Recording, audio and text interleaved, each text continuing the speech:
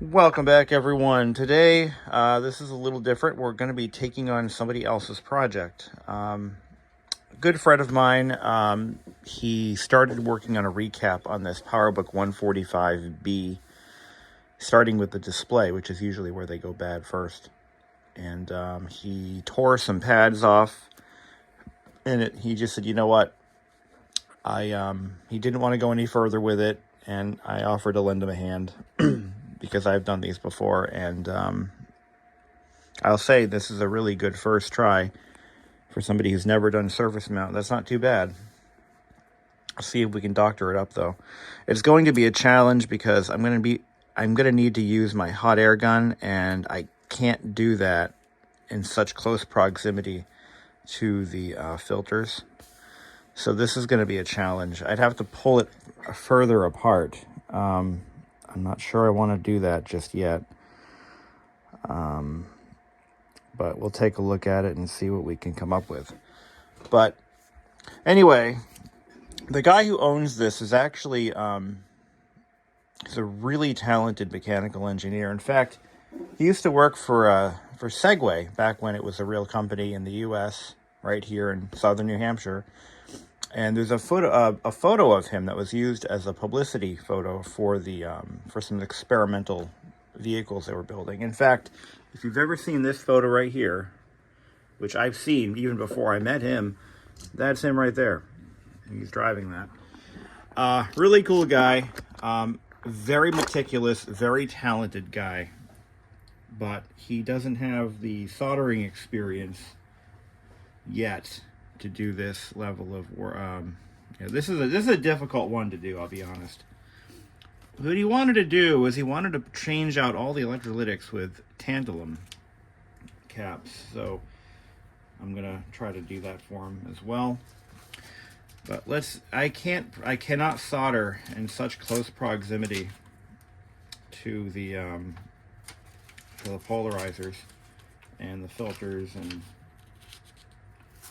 we don't want to touch these. That's the thing, is you don't want to touch these. Yeah, I can't do that because the heat will get to it, and I can't really shield it. This is going to be a bitch. I'm going to have to do it the redneck way, and that's without a hot air station. So, wish me luck. He's already got these two tantalums done. Let me just see what's going on here. Okay, he's got good pad contact. All I gotta do is run a jumper. See, he tore the pad off from here, so I gotta run a jumper from here to there. That shouldn't be a problem. Well, that's an easy one. Let's see if we can't get those pads cleaned up, and maybe we can make something out of them. Because right now they're really in bad shape. There's a lot of corrosion here, because this is where the cap had leaked. We're going to clean this pad up as best we can. I've actually done one of these before. It was my own unit, and get this out of the way. So right now I'm kind of taking a little break for the holidays for my radio, so I wanted to make some time to kind of get this going. I'm gonna use, I have some much thinner solder I could use for this. Let's see what we got. Yeah, this is what we're gonna use. This is old-fashioned 60-40 lead. I'll just swap out my reel. I don't have any solder paste, which is the correct thing to use, but I don't do a lot of SMT work anyway, so hey, maybe we'll do a worse job than he did. I mean, miracles can happen, right? Just kidding. I don't think this is rosin core, so I actually never used this stuff. I got this roll from an estate sale.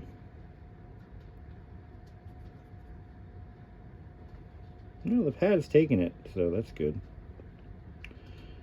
Oh my God, you can smell it already. Oh, damn. I hate that smell. You know what I'm talking about. If you know, you know. Electrolyte, when it's heated up, it smells like dead fish. Yummy. All right. But no, you know, I'm willing to help a guy out. He gave it his all, and he didn't want to go any further. I respect that, because, you know, if you're new to surface mount soldering, yeah, it can get pretty dicey. But what I got to do here, I'm going to do it the way I don't want to do it, and that is, again, we can't use a hot air station. We have to use. We just have to use what we have to use, you know what I mean? But he's already replaced those two. It looks like that's where he started, so we're gonna just pick up where he left off. All right. So these are polarized. There's a little hash mark to denote. I believe that's the positive side. It better be the positive side. I'm gonna actually confirm that because I don't know. Let me do that real quick. Yeah, confirmed. It is the positive side. So what I need to do is I'm going to pre-tin the let's get some flux on there. A little dab of you. It's gonna be messy. There we are. I need to get myself a parts holder or something. So the gentleman who owns this also owns the 20th anniversary. He owns a couple of different Powerbooks. I think he has a what is it?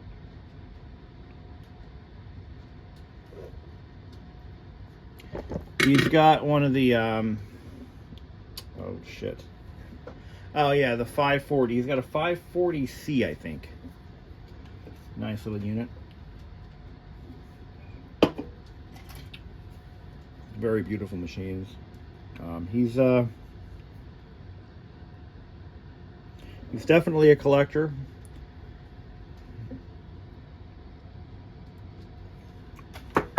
And what's my squeezers?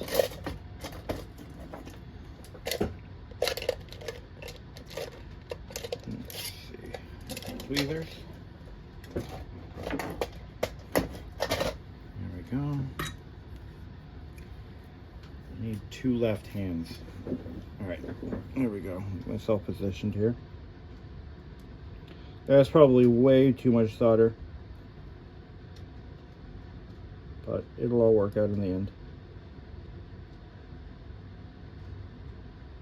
There we go. Okay, all we got to do is run a little jumper between the bottom of the two, and I just happen to have stuff right here.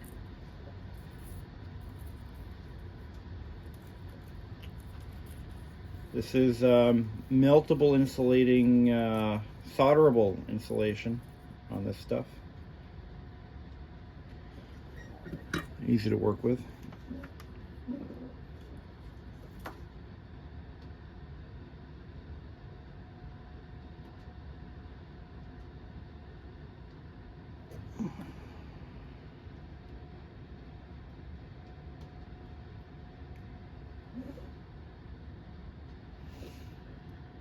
I didn't. Not enough solder on that one here. There we go.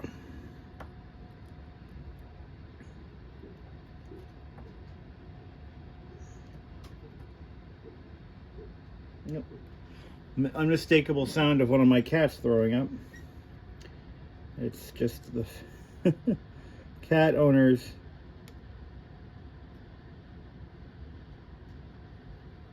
Yeah, if you know, you know. Ooh. Come on now.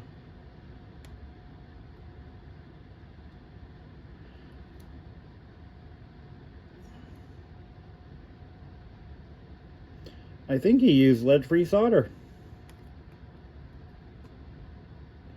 It's not melting like I'm used to leaded solder melting. Okay, there we go. That's fixed. All right. So the mistakes of the past have been corrected. I think that'll work just fine. There we go. snip that. Okay, now all we got to do is all the others without ripping pads off. That shouldn't be too bad. I don't like the way this solder looks, so I'm going to just kind of add on to it. There we go. Clean that up. It kind of looked blobby. Oh man, yeah, real important thing that a lot of folks who are just starting out, they may not know this, but you've got to really clean that board. I can't do it. I'm not going to tear these off for that reason. What I am going to do, so I'm going to use my a little bit of rubbing alcohol. We're going to clean the area around it, but there's still some electrolyte residue there. I don't think it's going to cause us any problems, but you want to really clean the area underneath these caps before you continue on too far, because you want to get that electrolyte out of there.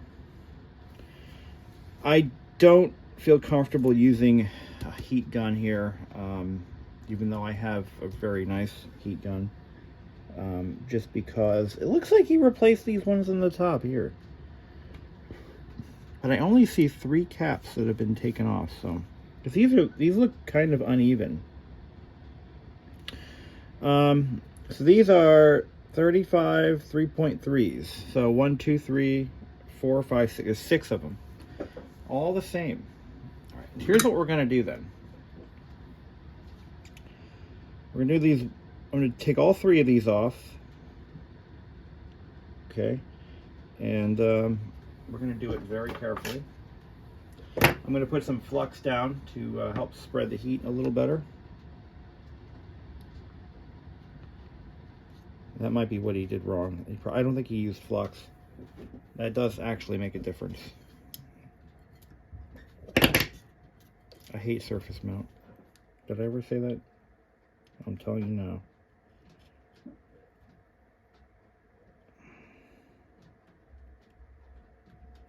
Oh, that board is so thin too. Let's just, you know what? Let's go for it. It's the right thing to do. We'll just do very low air. We don't want that air going everywhere, you know what I mean? And if the paper starts to burn,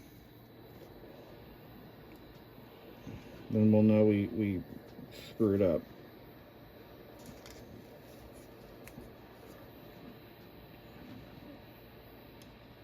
I'm going to keep a very close eye on that plastic right there. There we go. Nice. Very good. Very good. Bravo. Okay, that worked out really well. Okay, now we got to clean. So for that, we're going to use some, I use NTE No Wick, or No Clean solder wick. Stuff's great. That actually worked out really well.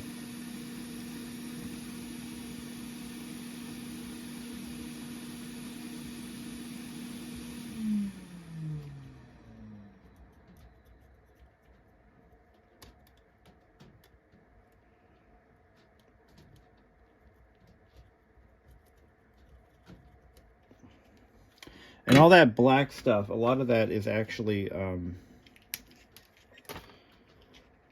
just whatever's left of the electrolyte. Its stuff is nasty.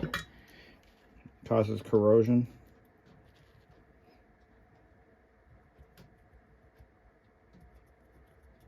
All sorts of damage. Just want to clean these pads up.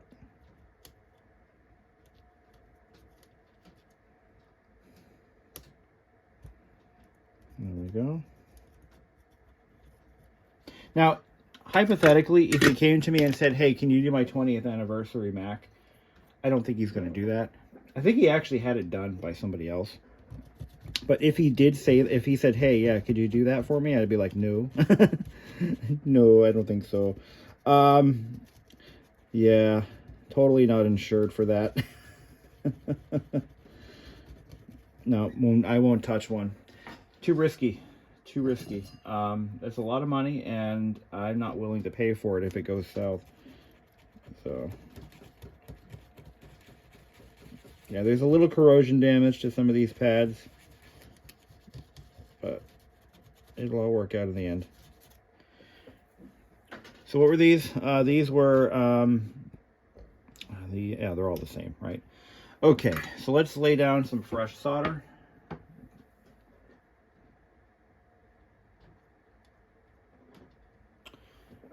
And we'll get this moving on.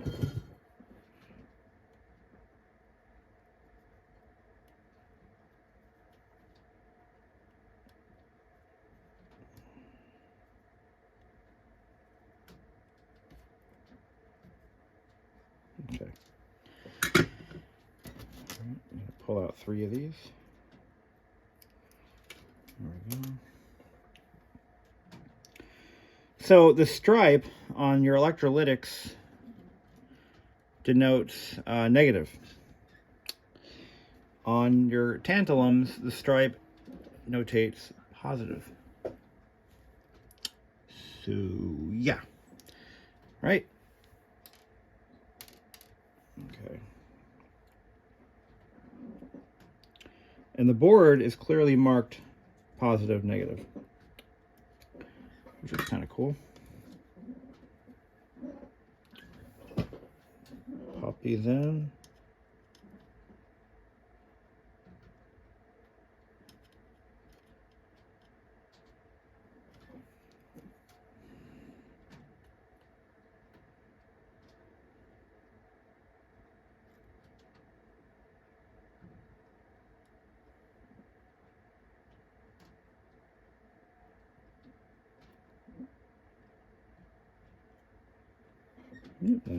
That'll do.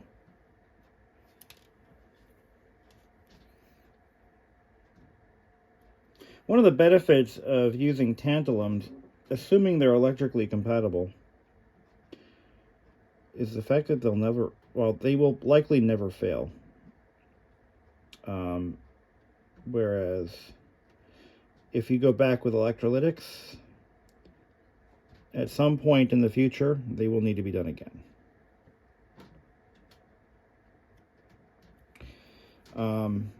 It's unlikely, but that is the benefit. But tantalums are not always available, or even ceramics. They're not always available in the values that you're looking for the job, which is why they don't use them in everything. They're also expensive. They cost a little bit more. They do last longer on average, I believe. But one little tidbit with these tantalums is that when they do fail, it's usually pretty dramatic. They can fail spontaneously without warning, and it's explosive. Like, boom! And you'll see parts of capacitor landing every which way when they're at end of life. Tommy, what are you doing? Okay, so that one's a little crooked, but I'm not going to worry about it. I don't think he will either. All right. Now, I think this one is going to be electrolytic.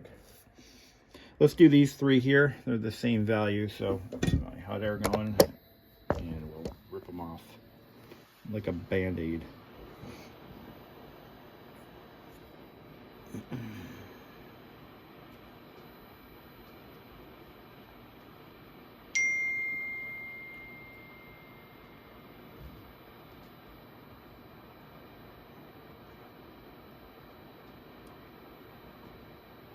Okay.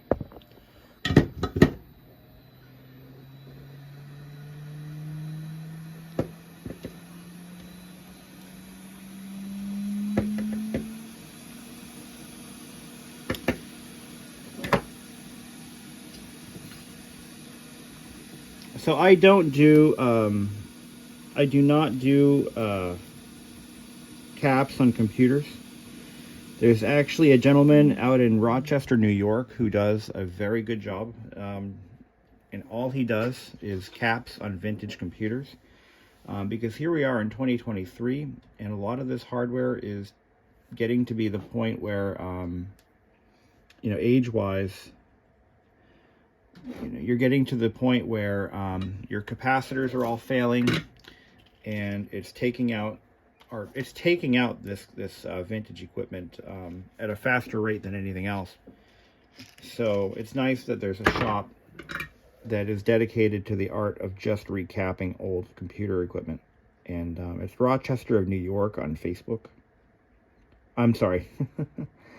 Amiga of Rochester. That's it. Amiga of Rochester. I don't know why he picked Amiga.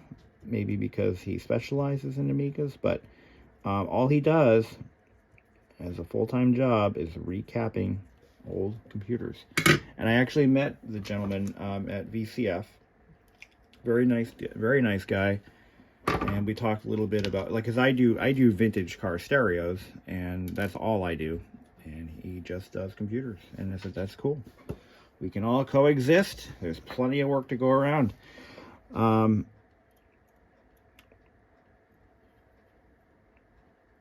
But this is a friend's machine, so, you know, obviously I'm going to take care of people that I know.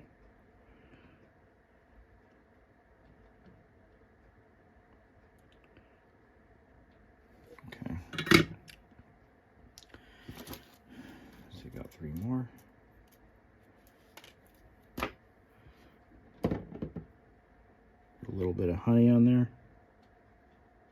There we go. Positive is clearly marked on the board. Yeah, this is definitely Apple without Steve Jobs. Post Steve Jobs Apple and pre-return of Steve Jobs. They didn't make these hard to fix, you know what I mean? Okay.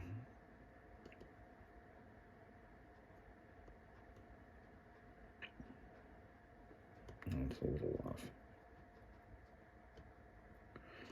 That's okay. I don't like to put them on crooked, but in some cases, I don't think I have a choice. There we go. Why is it on so cocky wampus? Well, it's fine.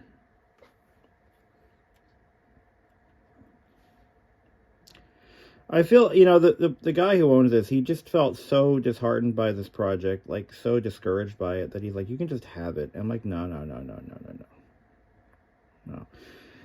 You've helped me out. I'll help you out. He gave me a that yellow generator that I just did all those videos on. He gave that to me, and I'm like, you know what? I'm gonna take care of you. We'll get this done. Don't you worry. We'll get your classic Powerbook up and running. You're not gonna even know what hit you. This should be an easy one. Yeah, this is going pretty smoothly so far. Yeah.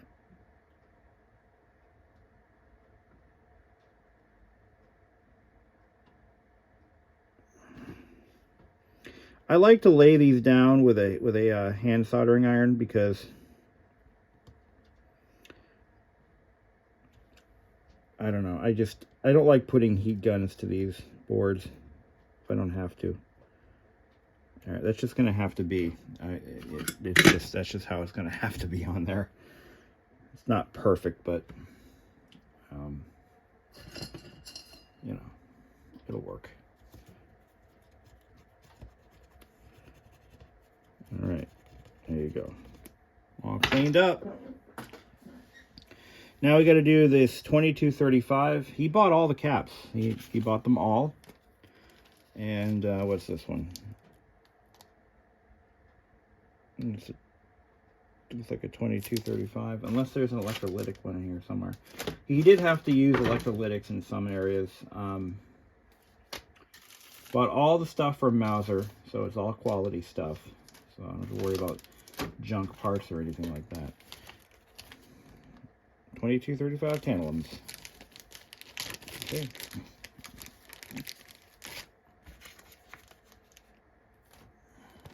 And there's just one of those in there. Yep. I'm going to put these back in the little baggie. Give them all his old caps back. And they're all leaking. All right. that's the first 18 minutes of this video. So let's go ahead and fast forward, and we're gonna see how things progress. All right, the deed is done. The entire display has been recapped. All right, it's critical that we don't touch this with our bare hands, because once you get fingerprints on there, you know, they don't come off. They're now part of the screen, so we don't want that.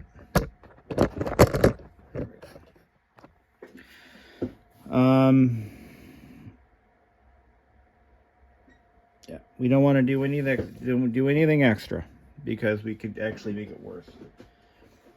Ideally, you want to get, and I had that temperature dialed back as far as I could, and I had the fan speed down pretty low, and I even used an old stereo cover as a heat shield, but it still wasn't enough to prevent it entirely. Okay, so I've got the rest of the display housing right here. We now need to mount the backlight assembly to it. So that's the next phase of this job. There's a little bit of dust in there. That's okay. This is now the time to look for any dust and just blow it off with a can of air.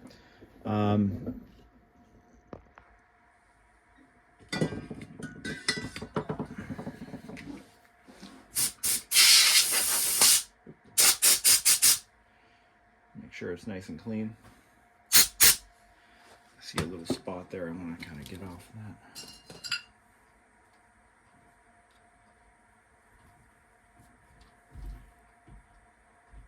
It's amazing, though, that even the light filters themselves, the diffusers and filters, they're thicker on these old laptops than a modern laptop is entirely, which is just mind-blowing. We'll take the little aluminum wrap off, put that aside. Okay, it's got some screws here. Okay, he's actually kept the screws. This guy is so organized. I don't know how he does it, but everything he does is just perfectly organized. Not like me.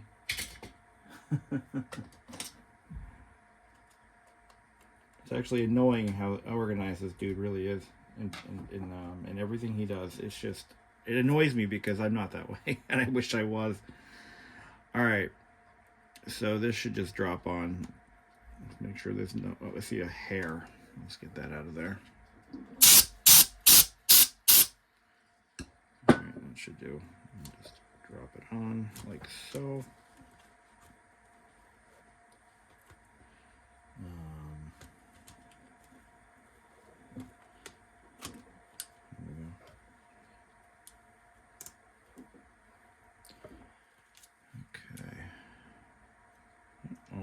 A little bit of rust on this one.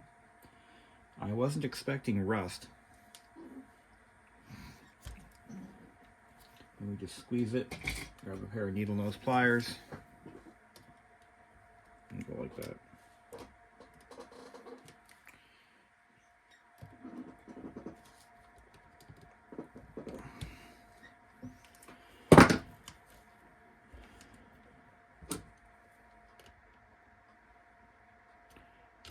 Like so.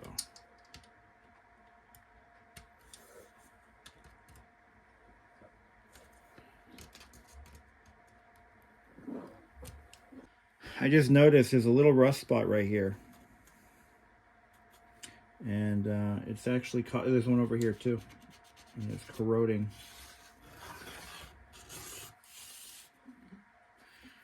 I've never seen a laptop rust before, but okay. It'll do. Those are all cinched over. I'll do this one here.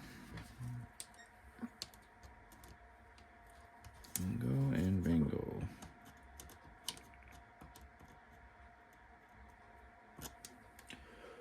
Alright. Unfortunately, because of the way the MacBook is constructed, I'm going to hold off on testing this until I have the rest of the machine recapped. But let's take a look, put some light through it and see.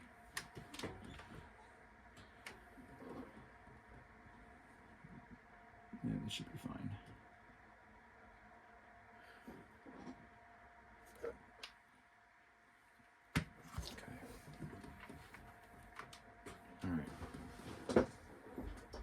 kidding me. All right, display's done. We've got to do the inverter board next. And that mounts in the same housing. But also requires a whole lot of work. Now this one we've got 2 electrolytics and nothing else. So we've got, and these are through hole. I'll fire up my through hole unit. And we've got, let's see, I can't quite see this one. 3310 maybe?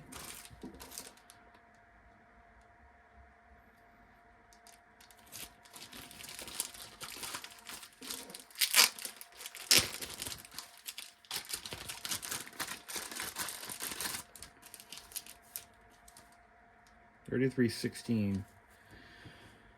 I can't read, so that's a 47.16. What are these? It's 47.25 volt. Maybe he substituted. I think he did.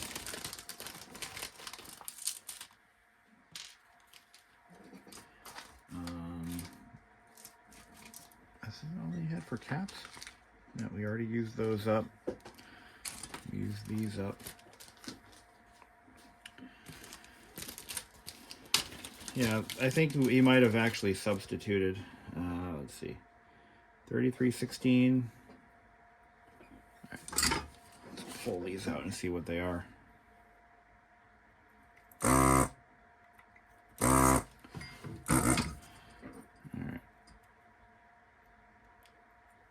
Okay, negative towards that stripe there. Okay, this is a 3310. So the 3316 volt. Wait, 3310 is that 30? We'll find out. Let's see what it's supposed to be. It's not marked off in any way that I am used to. It just says 33/10. So is that 33 microfarad? I think it's 33 microfarad 10 volts. So a 33 microfarad 16 volt would be just fine. But let's just test it anyway.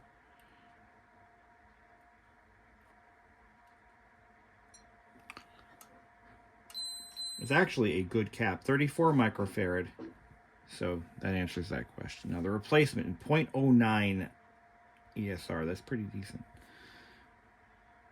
What's this new one?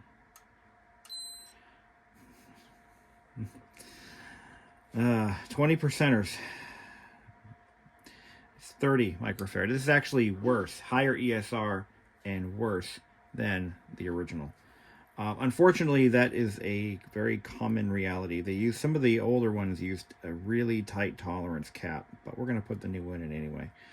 Actually, I almost want to put the old one back in. You know what? I'm gonna put the old one back in because it is in good condition and it is actually correct. Low ESR, it's a good high quality cap. So we're gonna leave it the fuck alone. I'm making that decision for him. And I'm sure he would do the same. If the new parts aren't as good as the old ones, then why would you use the new ones? Okay, we'll resolder that back on. Now this next one. Yeah, a lot of them, well, almost every cap that I found at Mauser that meets the needs of what I'm doing, they're 20 percenters, meaning they're within 20% of tolerance. So that could go up or down. Usually it's down. Now this guy is a 4716. Now this one's actually leaking. You can see there's some residue at the base of the terminals, and or at the base of the leads. 4855, but because it's leaking, we're not replacing it.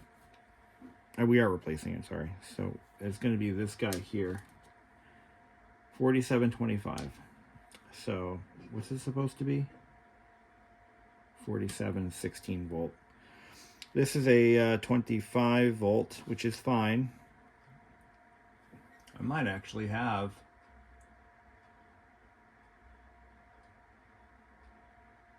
I have 1647s.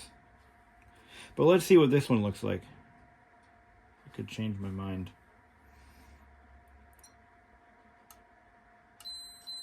43.78. Again, within 20%. But I have over here, oh, they're huge. Oh, no. No, these are fine.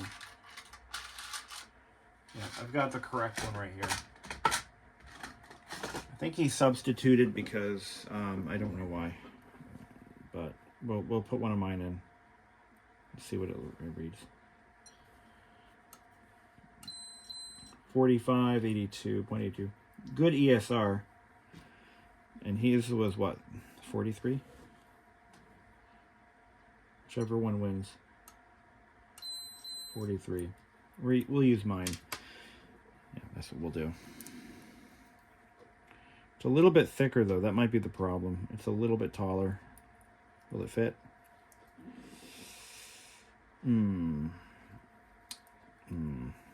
Yeah, it'll fit. It'll be fine.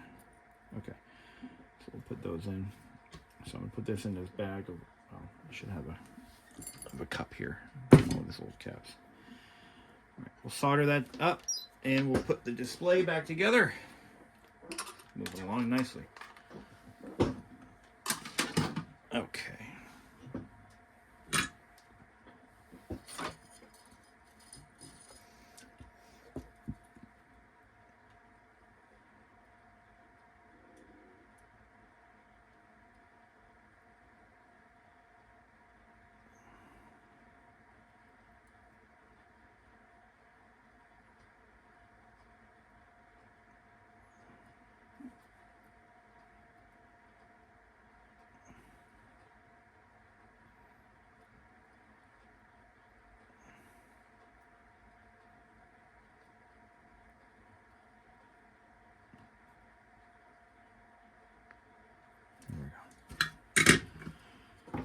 Clip, clip, clip. There we go. All right, look at that. Now, we'll start putting this back together. You got the little rubber bungs. I don't see. Oh, I see what he did here. So he used epoxy. That's not a bad idea. To try to stiffen up his Woozy Wessets. But I only see one rubber screw cap here. And it's not like him to put things in loosely. So I'm a little nervous about that. You might have lost one. Makes me nervous. I don't want to lose a screw cap.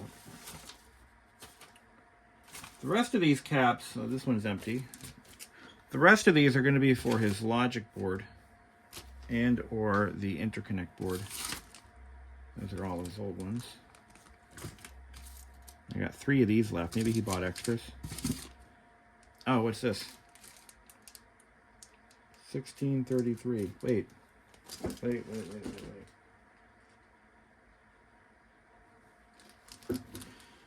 Which one did we replace?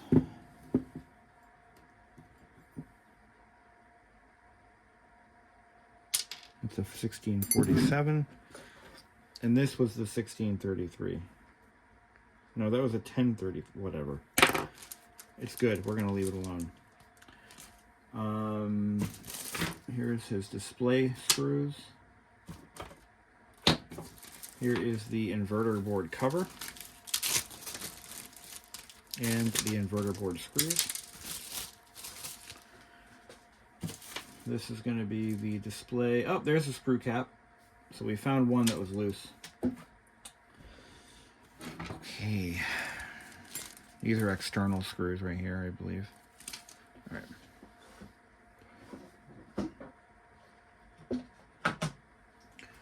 Okay, you need the insulator. These sorry, the EMF shield.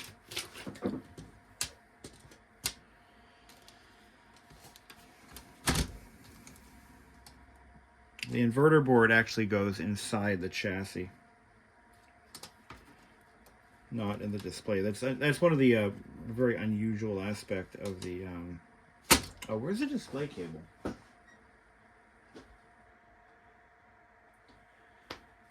just gonna go find that. Oh, that's right. I almost forgot. It's been a while since I've had one of these in pieces. The top case and the display are one unit, and you've got to, yeah, you've got to run your cables in first. All right. So what we have to do is we first have to mount. Okay, so there's his inverter board location. We got that. The battery. There's the interconnect cable. It's been a bit. It's been a minute since I've had one of these in pieces, like I said. What we're going to do is pop the hinge covers off. Oh, maybe not. I don't want to break anything. Yeah, he's already epoxied a lot of this together, so I don't want to make it any worse. Okay. Yeah, all right. Okay. This is a delicate job. I have to rearrange my workbench. Guys, over.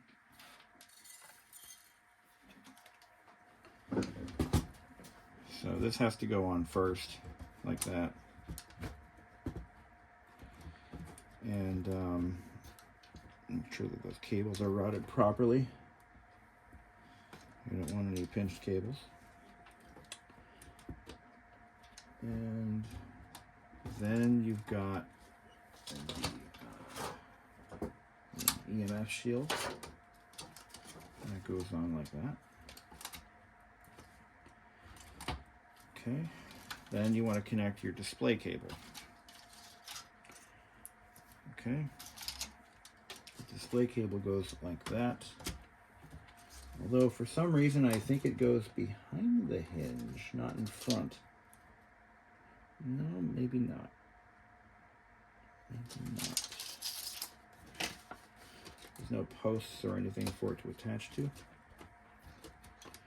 I'm sure that's above board.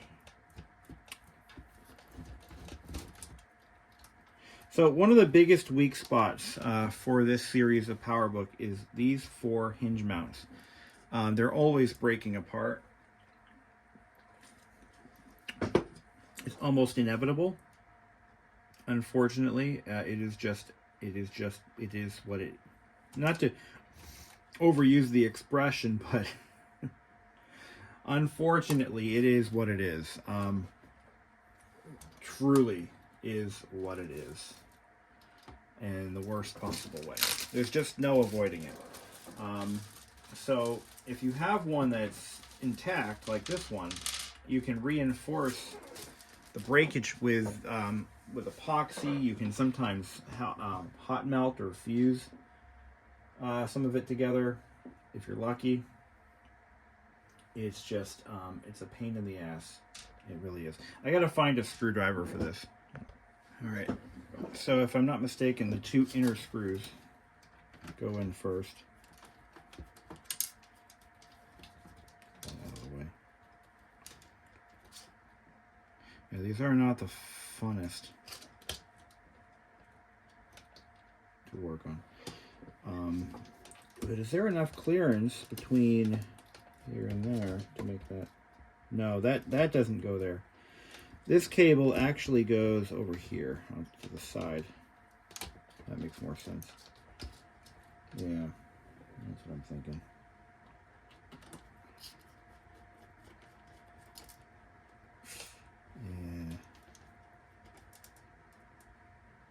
Yeah.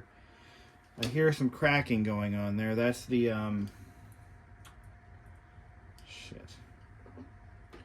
That's the thing with epoxy, is it's sometimes too brittle and it doesn't bond well with ABS plastic. So, yeah. We'll give it the old college try and see what happens, but I don't have a lot of faith in that repair, I'm going to be honest. I just don't have a lot of faith in that repair. That's why I use epoxy, but I use it differently. I use it as a reinforcer rather than as a replacement. But because it doesn't bond to ABS very well. But as a filler, so like if you have good webbing and you have a nice solid mount with no real issues related to integrity, then you can use the epoxy to fill in the webbing and solidify and, you know, reinforce. But it doesn't. Yeah, I could hear it cracking in the. You can actually hear it, probably on video. Yeah. All right. Okay. So now we lay it down. Drop that in, make sure this cable's hooked up. Because there's nothing supporting this right now, if I were to try to open and close it without putting any external housing in place, it would shatter. It would just break. There's nothing holding it together at this very moment. Absolutely nothing. So this is just keeping things in place while I assemble. You never want to take the cover off of one of these and then try to flex it. You will break it. Guaranteed. Or your money back. The display itself is a structural component here. It supports the entire housing as one unit. Does a good job of it too. Sure. But what's unique about these Powerbooks is that, actually no, it's not unique, because this was a common design element of the time, where they wouldn't have the display inverter. See, prior to LCD displays and LED technology, you had this is powered by a single fluorescent tube. Same technology that used to light up the department stores that you used to shop in. Now it's all LED. But same technology, just very miniaturized. And they called it CCFL, or cold cathode fluorescent, and that is how they illuminated these early laptop displays. This is a high voltage system. You can get electrocuted from this. That inverter takes that, you know, probably 6 volt, 9 volt, whatever DC it's getting from the power distribution circuit, and it brings it up to, you know, 10,000 volts or something like that. It's ridiculous the amount of voltage that these things run on. So you can actually get electrocuted from one of these. That has happened to me. It actually stood me right up in my spot from my chair. I was just a young kid. I didn't know. I mean, I knew there was voltage there, but I didn't know how much, and I found out real fast. This is backwards. Rotate that. Kind of locks in here. You can use a little bit of hot glue, by the way, to just put that in place during reassembly to prevent these wires from getting pinched. They feel like a silicone material, though I'm not really sure what it is. It's very soft, and make sure that it's routed correctly, because it's as soft as it is, it's very easy for it to become damaged.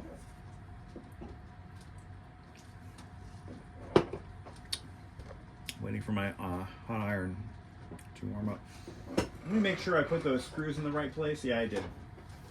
So 2 of the screws are internal. The other 2 are external.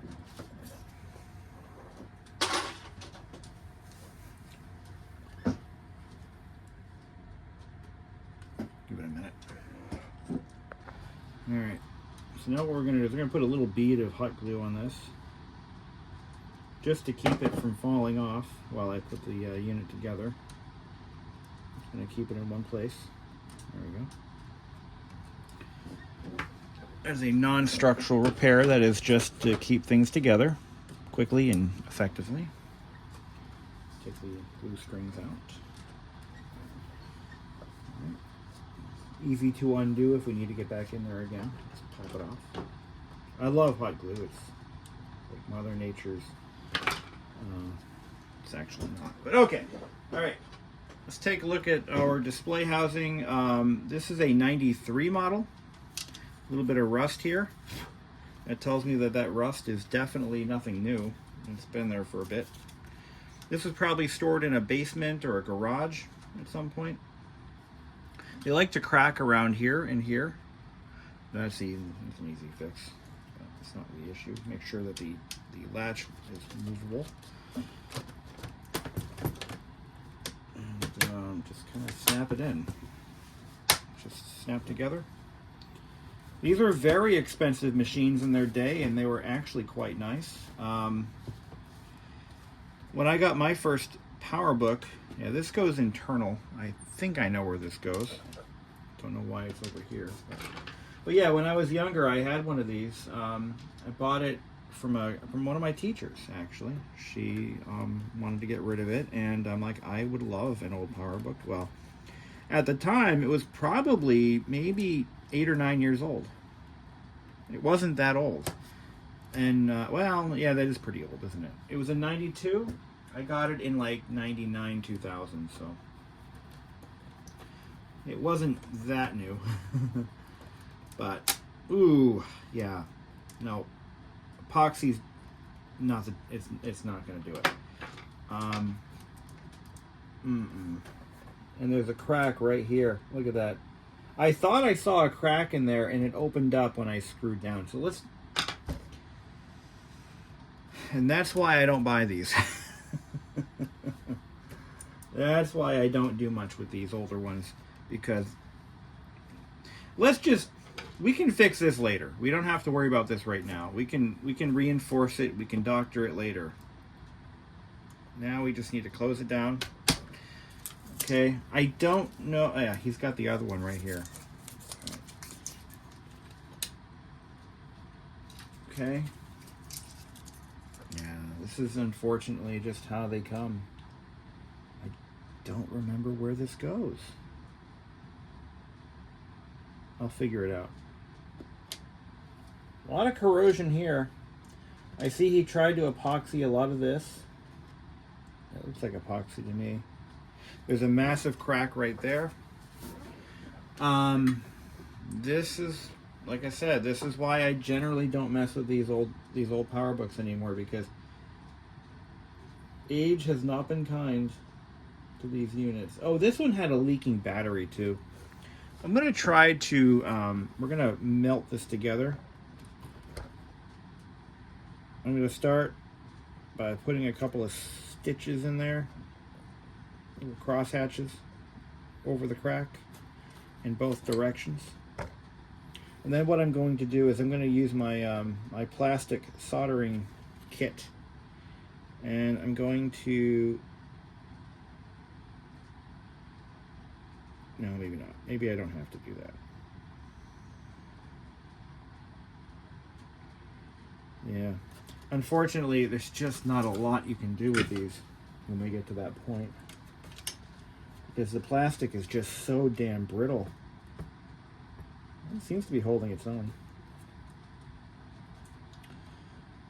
Once we get it running again, then we can really get into making it perfect. But right now, let's just get it running.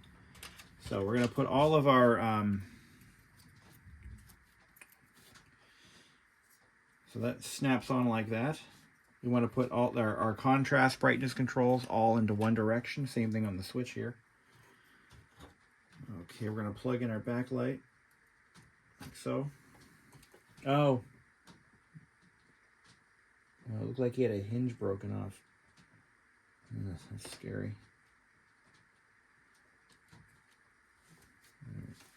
Is this on right? Oh, that goes under there like that.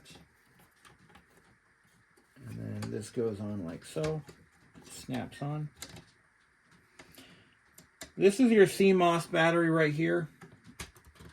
This little coin cell. It is a rechargeable battery. It is a 3-volt rechargeable, so you have to make sure to put a rechargeable in its place. You should have 2 screws like this little guy here.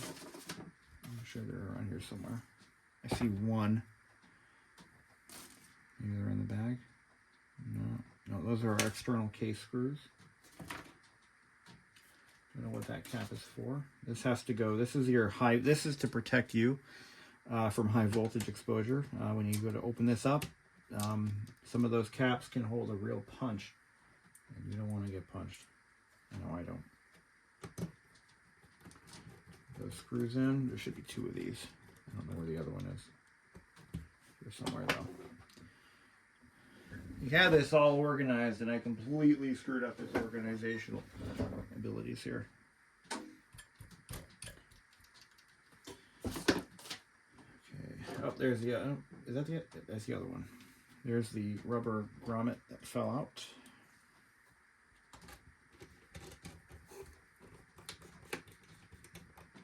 Okay. Now's a good time to address structural maladies like this. We can reinforce this with some plastic rod, but I'm not going to use my beautiful Hacko soldering iron for that. We're going to use a plastic soldering tool to fix that up. I'm not going to touch any other caps until we know that this is runnable. It just doesn't make a lot of sense to really go too far with it. But I think this one had a battery explosion. Look at that. There's water here. That's battery acid. That's battery acid. That explains a few things. Oh shit. Hi Tommy, you wanna go up? Go ahead. I don't want to melt plastic on this iron because it's too valuable to me. But all right. Why don't we just do that? You know what? Let me grab a piece of plastic rod from my stash. Just looking at the base of the unit, the motherboard side of it, and this thing's in rough shape. Plastic-wise, and again, this is why I have two machines from this generation, and I went through a lot of machines to find good ones for parts, and this one would have not made that cut. It has cracks in all the greatest hits. It's been completely apart. I see he tried to epoxy some of this stuff, or somebody did. Guys, epoxy doesn't work. Not for brittle ABS like this. It's really sad though, because I don't think the 145B is that common of a model. I think it was kind of an intermediary. The battery terminals are corroded to hell, which is about what you'd expect. Oh my god. Oh, that's not good. I just discovered there's some corrosion on the motherboard where these 2 ceramic caps are. That's not supposed to be there. Oh my god. I don't know if we can save this one. Not without parts. Another unit to pull from. That looks like, that looks like corrosion potentially from the battery acid itself. I'm gonna have to pull this. This is the processor board right here. That's where the brains are. And the bottom board is really more of an interconnect than anything else, like a backplane. So I got my soldering. This part right here, this area, this is a very trouble-prone area because this takes a lot of the, it takes all of the abuse.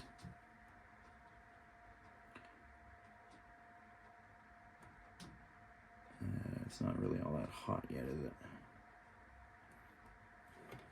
We're just going to reinforce it, add a little bit of material there. This is ABS rod that I'm using.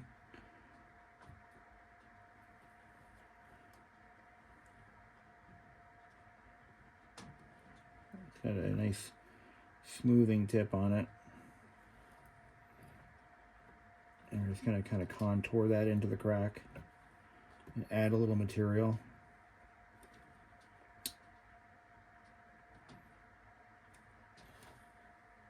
I did this with my Toshiba and it worked pretty well, my T3200. You just want to add some material where you can. This is definitely a weak spot. I've seen a lot of these where they've cracked right here, and it's just one of those things. It just is it is a flaw in the design. Fortunately, laptops have gotten better from this time period, but you know, they've moved on. But there's those of us who like to preserve these machines indefinitely, and this is where it becomes a bit of a challenge, you know.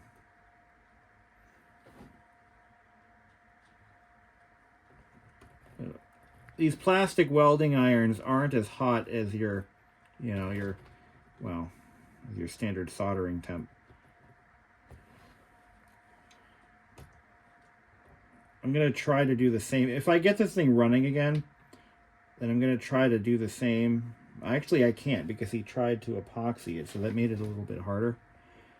I would caution anyone, if you're using epoxy, really think about how you're using it, because it doesn't always do the job. And yeah, that'll stiffen that area up a little bit. The other side is surprisingly not cracked. All right. But now that I saw corrosion on the motherboard, I'm really concerned because that could be devastatingly bad. Okay, now let's see if I can remember where these go, because I do and I don't. They go in the base somewhere. I just forget exactly where they go. Another trouble spot for these is the trackball.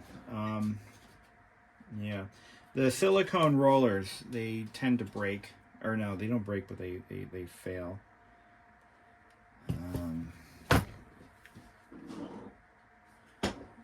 Let's take a look at our base. What do we got? Yeah, so the floppy drive mounts are sheared completely off. And like I said, that motherboard is really bothersome. I'm going to look at that closer because you don't want to see corrosion on your motherboard. That's just not cool. Not sure what all these extra caps are for. I don't know where they go. I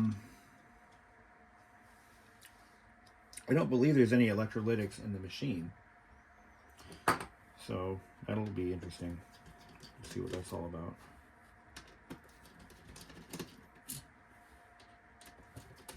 Oh my, even the motherboard mounts are busted off. Well, maybe not. Maybe not. Maybe not. Let's take a look. See what's inside.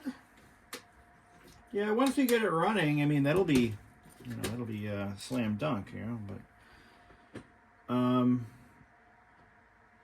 there's no electrolytics on the main board or on the reverse side of the logic board. There's no corrosion here. I don't know where that corrosion came from, but it's right there. Right there. Don't know why. I cleaned it up as best I can. These are ceramic capacitors, they don't leak. So that's what I'm struggling over. They just don't, it's not a thing.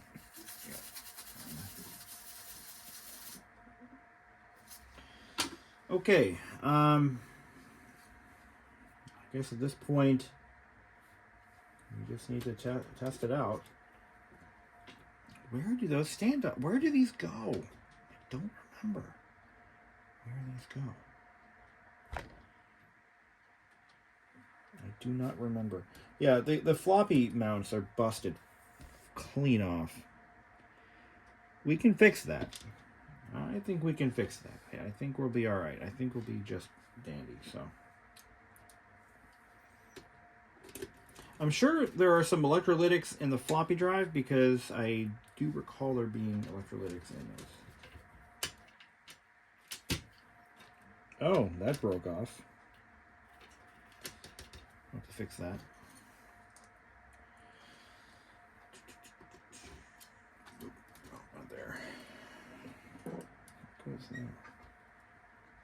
do feel like there's something that goes here, though. A screw or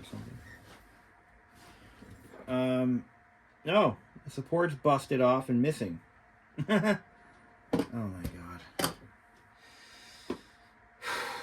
Breathe. All right.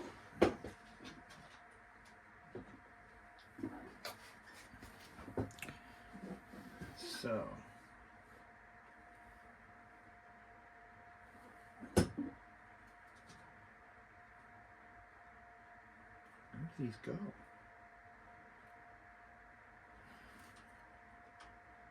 I don't remember. I know they're important, though.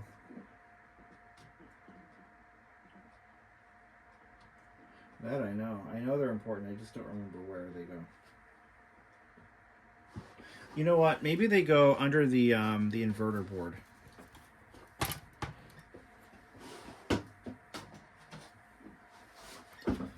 They don't go in the display housing. I know that much. That was my first thought. Well, maybe they go in the display housing? No, they don't. No. But I've seen them. I've had them out of my Powerbooks before. Do they go here? You know what? I think they actually do.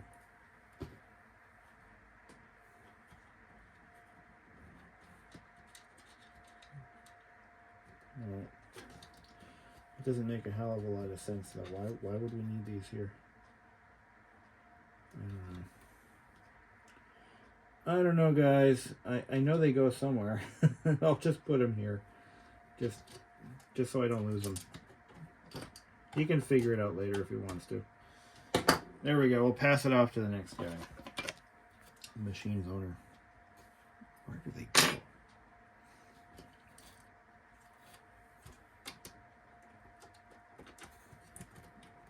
This seems like an awful waste of plastic, though. That's really where they go. No rhyme or reason for it. Ah, that is not correct, because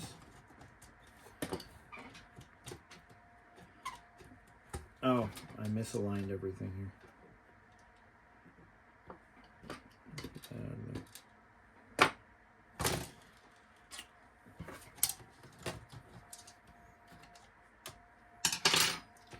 Okay, let's try that again. All the way over, all the way over. Let's spray a little bit of, you know, I just thought of this. Let's throw some deoxit in here.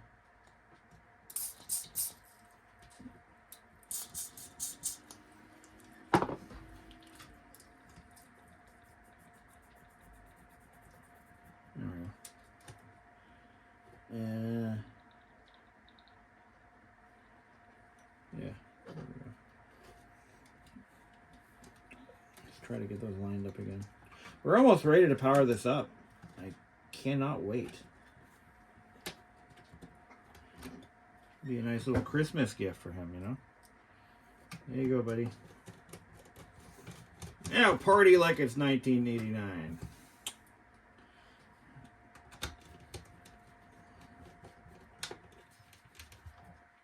All right. I don't know where they go. I don't remember. This has been a part before. Who knows? Okay. Now this guy here, I want to attach this somehow, but all the plastic is busted off. See, what happened is the battery that was in this just blew up. Just completely blew the fuck up. So, what I could do is actually the right thing. You take a little bit of, I'm gonna just use my soldering iron. It's a small job. So we're gonna go ahead and we're gonna see if there's some plastic showing through here. We're gonna take some of this plastic rod. We're going to make new plastic rivets. It's a fun hobby for the whole family. We're going to let that plastic melt through to the other side, where it will then re-support this bracket, in theory.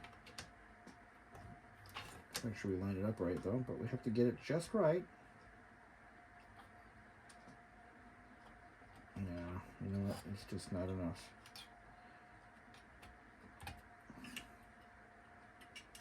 See what I can do with the melt. in place.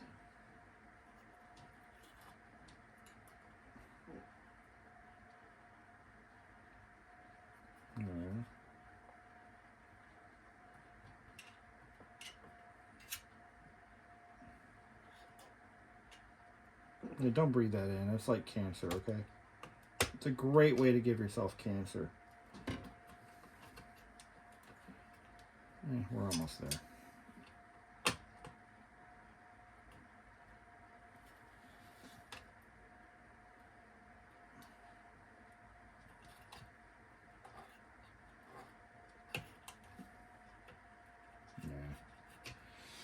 Yeah, that's for nothing.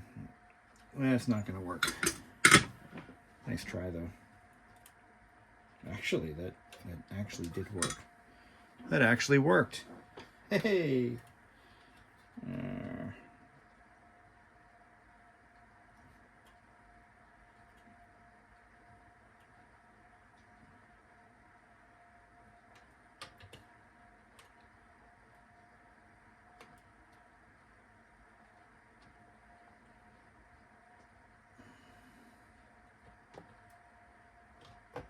The idea is to melt it through so that it melts to the other side.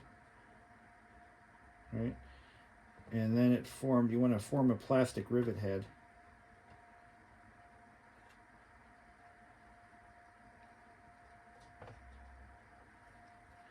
Kind of replace what was once there, in theory. Worth a try, right? Can't hurt. Well, it could hurt me and give me cancer. Okay. I really want to boot this up. So let's reassemble it. So put the base down. This was always kind of an acrobatic feat. Take your interconnect cable that connects the top from the bottom with an umbilical cord, and you just drop it in together like that. There we go. Okay.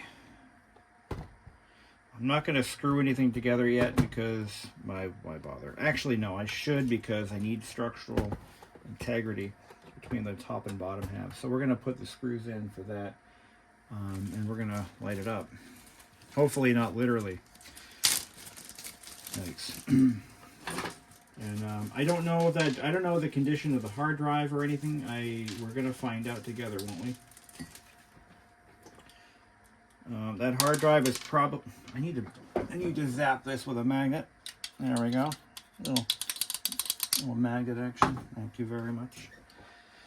All right. We don't know the condition. We don't even know if this thing was bootable before he tore it apart. He tore it apart because the display was fading out, which is... you son of a bitch. Did you hear that? More epoxy breakage. This is a parts machine, guys. Or a really nice display piece. That's all it is. I'm just going to be straight. This is in pretty typical condition, but that doesn't make it any better. See, as soon as I screwed that down, this post broke off because it was epoxy to the back. It's a display piece, my friends. And this one's going to do the same thing. Listen for it.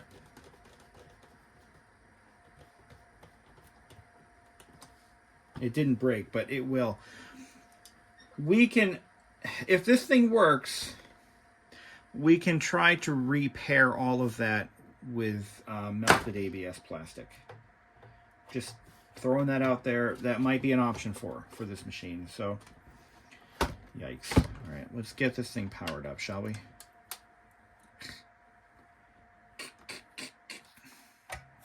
Don't lose those rubber plugs. Yeah, I think I know why he gave up on it, because he's like, this thing is probably not gonna... All right. Got our power supply. Now these also have faulty caps, which is a thing that happens. So just buyer beware. All right. Plug it in. Yeah, these are these early Powerbooks, these early 100 series units. You know, they're cool, but unless you know that it's in good, solid condition, they are a risk. They really, truly are a risk. Just because of everything that I've shown you in this video. All right, let's see what we got. Okay, we have something. Oh, no. Oh, no. This thing's junk. This display has issues. Yeah. We fixed the problem, though. It's got great contrast, but I'm getting a display cable issue, potentially, or some other failure. It's booting right up, too. It's got a good hard drive. That's interesting. But you can see we fixed the contrast, but now we have this problem, which it didn't have before. Well, I don't think it had that problem before. Who knows why it's doing it? But it's a runner. It's a runner. Yeah. That's too bad. I don't know if that's a cable problem or if there's something else going wrong here. But we do know that structural integrity is its weak spot. This was excitingly fun. A great way to burn an afternoon, but the fact that it has it's a 60 megabyte hard drive, that's impressive. That's impressive. I'm actually quite impressed by that. Oh, this is so sad.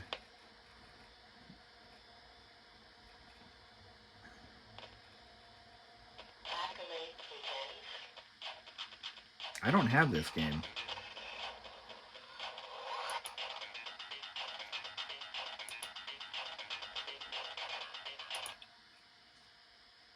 This is sad. This thing is a runner. It wants to live.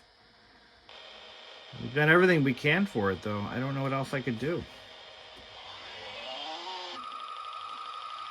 And you know what? The backlight I was worried about, I was worried it might look bad, but it doesn't.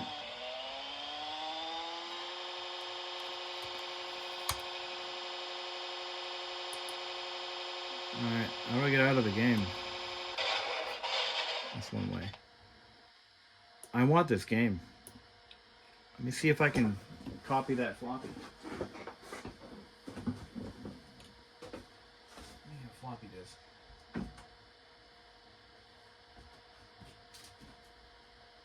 Where are my floppies? Well, that's really unfortunate, you know. I was really looking forward to handing him back a functioning machine, and then this. So what I'm going to tell this gentleman is that you've got a good hard drive, that's the hard part. Literally, SCSI drive, they're just impossible to find in running condition. So he's got a good one.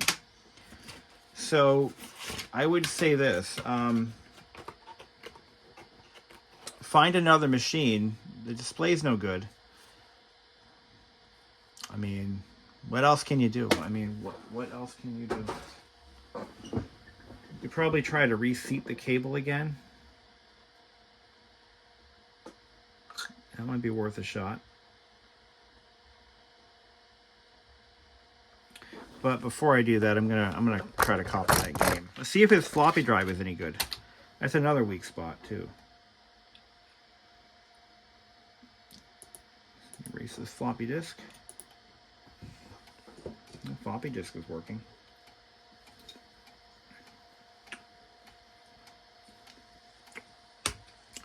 Well, we did fix the contrast issue, but there's something else wrong with this display. That's the unfortunate, sad reality. So what the symptoms were, it's a pretty common issue, is the display will gradually fade out to complete white. And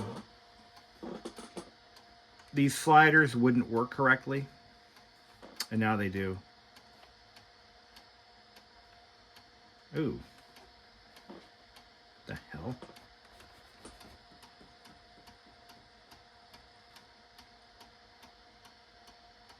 Okay, that should turn the backlight off. On. Full bright. Yeah, it works. And then, yeah.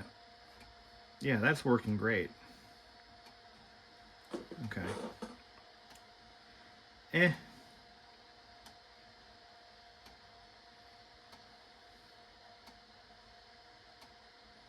Drive works. That's cool. That's cool. We did try though. Now as far as the casings, I mean, you can use. Don't use epoxy, guys. Do not use epoxy. It is far too well. It depends on what you use. I'm gonna find out what he tried to use. I don't. It almost seems like it's a cement or a glue, but it can get too brittle to the point where you try to torque things down and it just cracks because the ABS plastic is flexible. So whatever you put back in its place to support it, it has to be flexible or else it will fail. Anyway, guys, that's it. That's all I got for now. Thank you for watching. And I'll maybe do an update on this if we decide to do something a little differently. Well, Derek, I replaced all the caps successfully. Actually, that went really smoothly. However, but hey, contrast works now. Look at that, huh? Cool. Brightness works. Look at that. Sorry, man. There must have been additional damage. I did find some corrosion on the logic board, which is the top board here. It snaps onto the main board. There's a lot of corrosion on some capacitors, little tiny ceramic ones, but I think the problems are deeper than that. Yeah.